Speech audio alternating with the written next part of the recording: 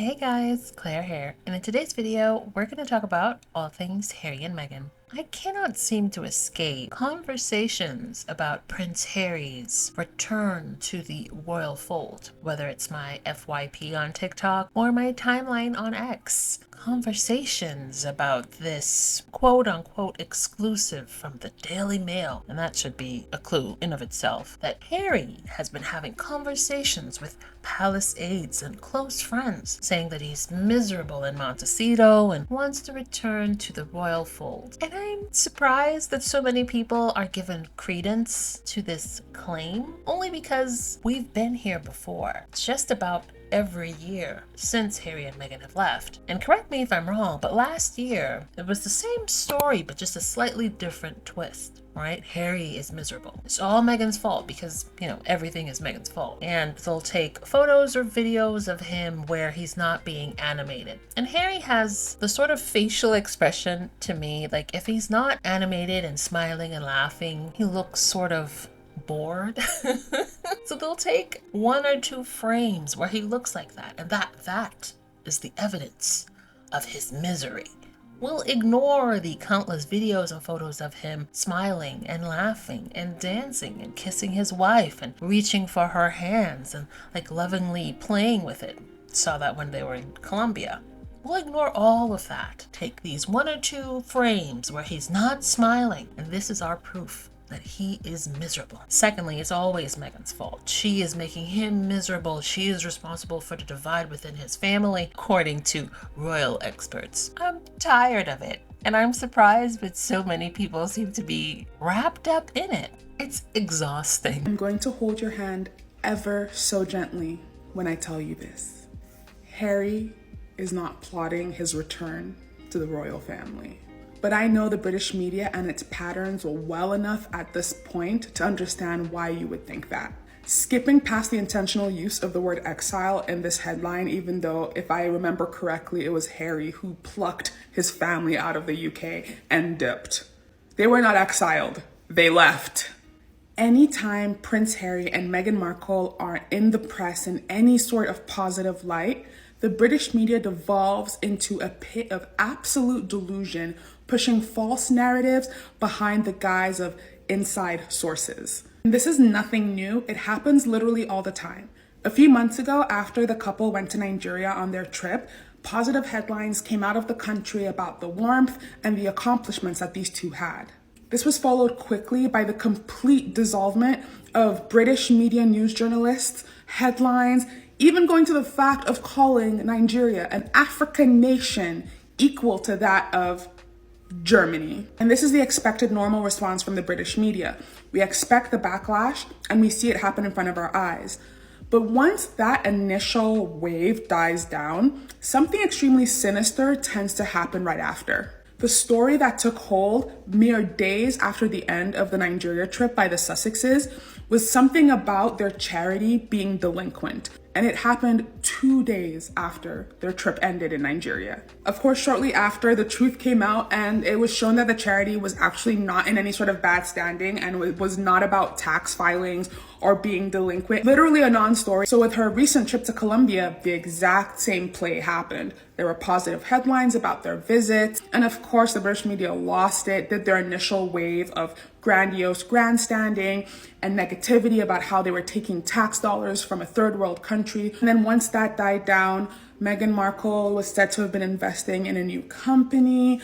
It also came out that her cookbook that she made while being an active royal actually has brought in more than $1 million to date. And then boom, all of a sudden the second wave of sinister headlines start to pop up, and all of a sudden we see Harry wants to get back into the royal fold being blasted across multiple front pages of British media. And a lot of British royalists or even everyday people who look at these tabloids as news sources automatically take this and run. But once you take a look, they never name their sources. Who is this inside source who is saying that Harry wants to come back so bad? Is this the same Harry who has on multiple occasions in many different interviews said that it would take a large amount of reconciliation and apologies for him to even think about bringing his wife and family back into the UK for fear of safety?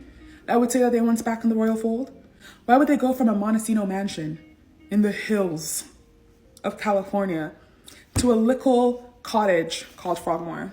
Like, I need everyone to start using their critical thinking skills. And if you think the British media has any sort of insights into what the Sussexes are about, I hate to break it to you, but you are wrong. They have been cut off. The same media who said that Harry was not going to be attending his uncle's funeral and were saying that it was such a sad decision for him to make, were left with pie on their face when Harry did in fact go to the funeral, snuck into the country without telling anyone, and they did not have the scoop. If the media got it wrong on something that was so easily found, such as a plane ticket or booking, why do you believe that they all of a sudden know that Harry wants to go back into the royal family's fold? This right here. They've been cut out. They're completely clueless, both the palace and the press. And as we've been talking about in previous videos, we've been seeing this go down in real time. Royal reporters will say one thing, and then Harry will prove, or things will just happen to show that what they say is not true. A vast majority of the time, these people just create the news instead of report the news. Never forget, Meghan already told us this. The bombshell report of Harry has been revealed by the UK press, by the Mail on Sunday, about how he has stages of trying to rehabilitate himself into the UK, and that he's been exiled essentially, and that from former aides he is planning to return to the United Kingdom and return to having connections with the royal family. Now, to me, it is interesting where this bombshell report has come from. It comes across as a coordinated attack, because somehow you have this bombshell exclusive reveal, but the UK press didn't know that Prince Harry was in the UK or that he was going to New York. They didn't have access to him in Colombia. But somehow now the UK press have these bombshell exclusive sources, these former aides all coming forth. And to me, it's giving, we didn't know any of this material of Prince Harry returning to the UK. We missed out on all of that money. We are fuming. We are upset. We had no idea. Therefore, we have to come up with something to try and create material so that people can read, so that we can continue to make money and profit off this man. This is what it's giving. It's giving embarrassing. It's giving the UK press is basically downgraded at this point. They are completely shut off by this man and his ironclad team, and there's nothing that they can do about it outside of making fables like this and making fake stories. We're not buying into this for the fact that the Mail on Sunday, the Telegraph, the Sun, or all of these have come out with a similar story today about a bombshell report, and Harry is returning and he needs to, go into a form of rehab for himself. This is what this is. It's all fake in my opinion. I'm not buying any of it. It's giving desperate, guys. It's giving, you tried, but we're not buying into it. Next case. Definitely not buying into it. Now, I've been watching these clips from morning shows from the UK, and they're all just salivating at the thought of Harry returning. Led by the Mail on Sunday yesterday, world exclusive, high excitement. Apparently somebody has spoken to somebody, who had spoken to somebody, who had spoken to somebody who had heard. Who got Oasis tickets? No. It's always unnamed, isn't it? An unnamed palace source, an unnamed friend of Harry. Something very different. Prince Harry, would you like to see Harry come home? Nina? Absolutely, of course. I would like to see Harry come back if he wanted to, but I would not want him to come back and be unhappy. As I've said many times over the last few years, Harry and Meghan were pushed out by the royal family because they were more popular than William and Kate. I think that's why. They were more popular than William and Kate, and that could not be allowed to continue. And so they were pushed out of this country and pushed out of the royal life that they knew. I think that the royal family now is so sadly depleted. King Charles is battling cancer. William and Kate are in a tricky situation because Kate is also battling cancer. I know Charles had talked for many years about slimming down the monarchy, and it's been slimmed down for them. We have nobody. They keep trying to put people up. Beatrice and Eugenie. What do we think about them? No. Then they say, what about the Zara, whatever her name is? Yeah, and her husband. Australia's taken them to our hearts. Any Australian goes, who the hell are they? No, so who are They're not getting anybody that packs a punch the same way that Harry and Meghan did. No. Harry has an enormous charisma and warmth. And Well, he was the favourite for a very, very long Absolutely. time, and something just seemed to turn Lynn. Something? Something? Really? We're just going to ignore the racism his wife faced for years? And the royal family's part in collusion with the British press? Something. Okay. Will you be welcoming Harry back with open arms? I would welcome Harry and his family, and that's the point, Harry and his family. But I think the nation, the majority of the nation, would not welcome his wife, and that would cause the destruction of his marriage and also with his children. Dorothy, that's interesting that you think that it would, instead of make them just move back and do this whole story again, that actually you think it could destroy his marriage. Do you not think Harry would just go, look, if you're not going to accept me and my family, I'm off again? Well, that would be it. That would be it. He either decides, not welcome, stays with his family, or his family is welcome with him. Sorry, why do you think that his family won't be welcome? Meghan wouldn't be welcome Why? because she's black. Oh, you think it's just down to race? Yes. Somebody's saying the quiet part out loud. I mean, if Harry and Meghan want to come back, I'd love it. Because Okay. they're much more popular than the others. Oh, it's still, Sorry. Pat? You think they're still as popular as they once were? Yeah, not so much here with some people, but let's face it, a lot of people have accepted Camilla Yeah. after what her and Charles did. I mean, they're not but yeah. perfect. Andrew's not perfect. Sarah's not perfect. That's for sure, yeah. Now, what I want to point out to the lady, not the lady on the right there. Lynn or Nina? What Lynn in the white, Harry Nina in the said, pink.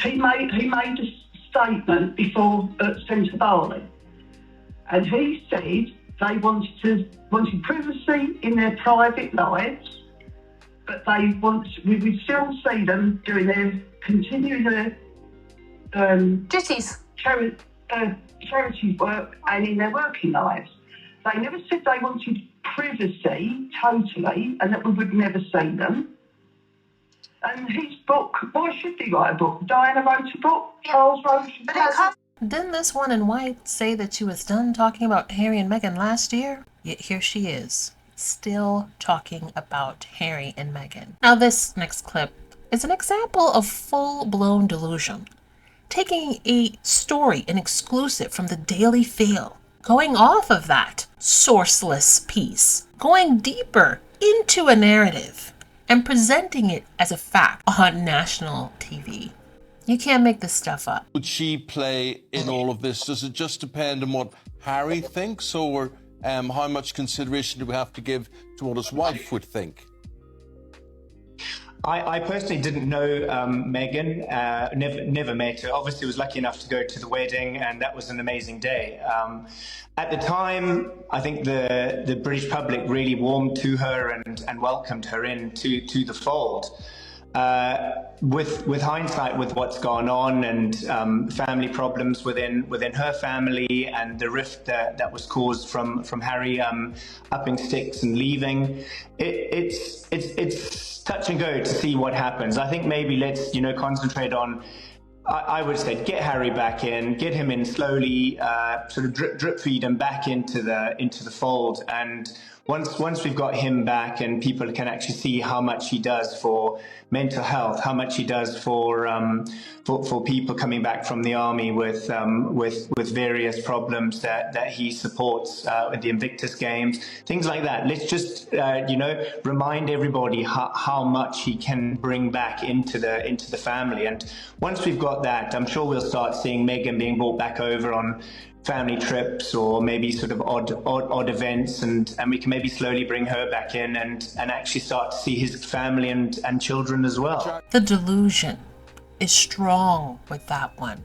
Sir, What are you talking about? Notice the same pattern. Always trying to find a way to make Meghan the problem, and also completely ignore the fact that the press and the palace collectively contributed towards Harry deciding to remove his family from that hostile environment. It never fails. They're not coming back. Why would they? But it's always projection or distraction. Often enough, it's both. A combination of the two. Because if you're talking about Harry and Meghan, yes, they make a lot of money out of it. Yes, they're very bitter that Harry and Meghan left. Bitter, even more, that they have the audacity to sue them for their bad behavior. Bitter even more because now they have zero access to the Sussexes. They have stood on business. That Colombia trip and the lack of access is driving them crazy. Not just that, because the trips continue to do well, right? Unlike the trips for the royal family. We'll have Anne and Sophie doing their thing, but nobody cares. Nobody cares. And like the lady said earlier, collectively, even with Zara and her husband, and you add the York sisters, and I'm not trying to be mean, but just let's be honest. They still don't have the it factor, the zhuzh, the appeal, the charm that Harry has on his own. Harry's always been that way. He is his mother's son. So Harry on his own, he's got it. But Harry and Meghan, that's a dream team right there. The A-team. Dynamite. And they're missing out on that. This in comparison to the current working royals. And a bit of a sidebar, but did you guys see that video of King Charles struggling to cut that ribbon?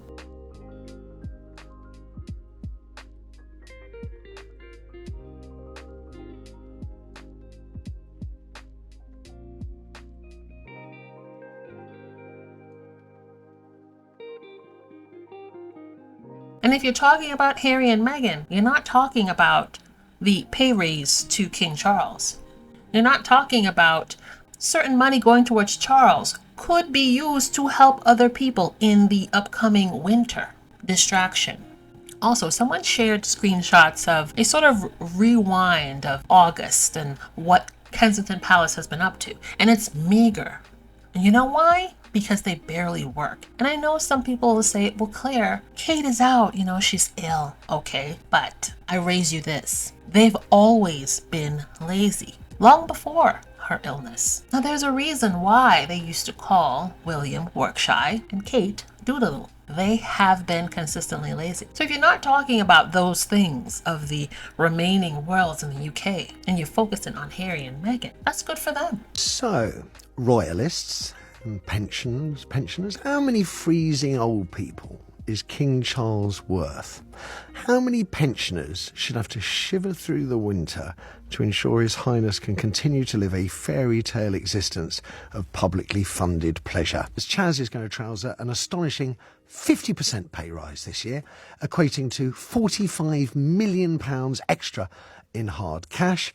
That would keep 155,000 80-year-old pensioners who would keep their winter fuel allowance of £300. 150,000 pensioners could keep their winter fuel allowance if King Charles didn't have a 50% pay rise.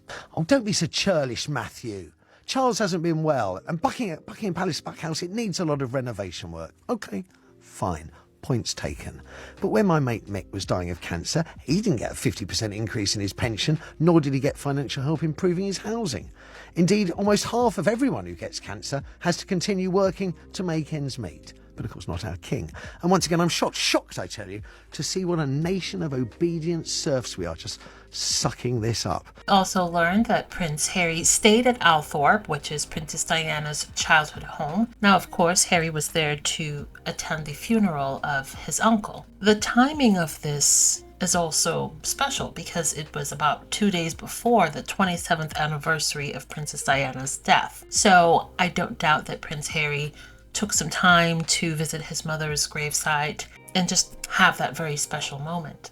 What I do love about the consistent support from the Spencers is that it continues to erode this idea that Harry is all alone in the world and he doesn't have any family who supports him. It's just him and Meghan against the world. And the Spencers have consistently showed that that is not the case. And it ties him to his mother's heritage, his mother's family. His uncle, and I'm sure that there are people who have their own opinions of him. But I can respect that those words that he said at her funeral decades ago still rings true today. Charles and his sisters, the siblings of Princess Diana, continue to support their boys, specifically Harry, when he needs them most. And that I can respect. Prince Harry magically slipped in and out of the UK to attend the remembrance service for his uncle, his mum's sister's husband. We already know that. Then the press started telling us he'd visited the Spencer family at their family home, Althorpe in Northamptonshire.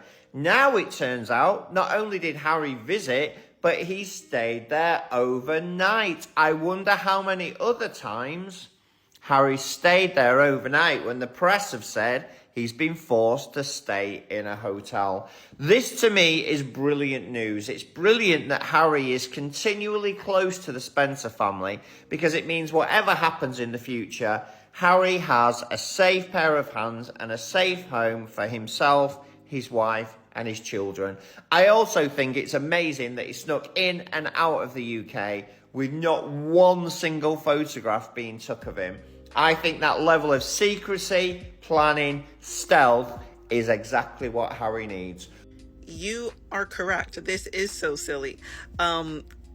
But the funny thing is that the reason why the British media put out that article about the fact that Prince Harry has been reaching out to former aides to plot a return to the UK to become a senior working member of the British royal family once more is really just due to the fact that they're 0-2 right now. So they needed to recoup their losses, in my opinion, because they weren't invited along to follow Harry and Meghan on their trip to Colombia last month. And also, they didn't know that Prince Harry was in the UK last week to attend the funeral of his aunt's husband, Lord Fellows. So for the British media, that puts them at 0-2, and they've lost out on significant amounts of money.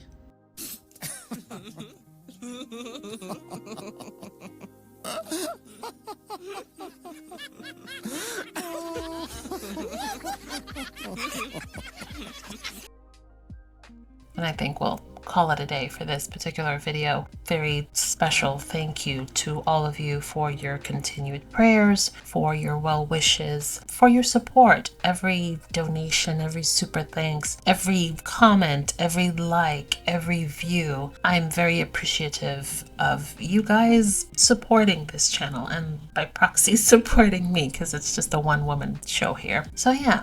Thank you so much. I love this little community, and I'm so thankful. What is it, a year or maybe like a year and a half ago, I was looking at a video or a replay of a video from Royal Sussex, Baron of Royal Sussex. And I know most, if not all of you, know who I'm talking about, the OG. That encouraged, if you want to lend your voice to supporting Harry and Meghan, do it. And of course, I'm paraphrasing because there are just so many channels out here that just pumps out nothing but misinformation and hate all day, every day. So I'm thankful on that replay that he said that, and that inspired me to start this channel.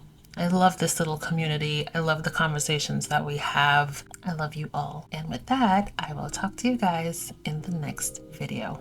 Thanks for watching. Don't forget to like and subscribe. Also, hit that notification bell.